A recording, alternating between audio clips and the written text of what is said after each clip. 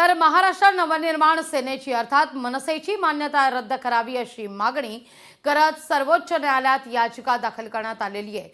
उत्तर भारतीय विकास सेनेचे अध्यक्ष सुनील शुक्ला यांच्याकडून याचिका दाखल करण्यात आली आहे।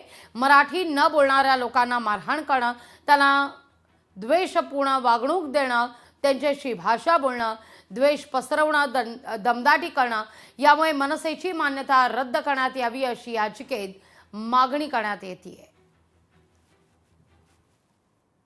राजसाहेब ठाकरे, आपण केवळ उत्तर भारतीय नव्हे, मराठी लोकांचा पण विरोधक आहे।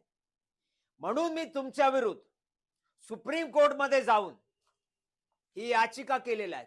आम्ही तुमचा विरोध करतो, निंद करतो आणि सुप्रीम कोर्ट मध्ये तुमच्या विरुद्धचा आदेश आणणारच आहे।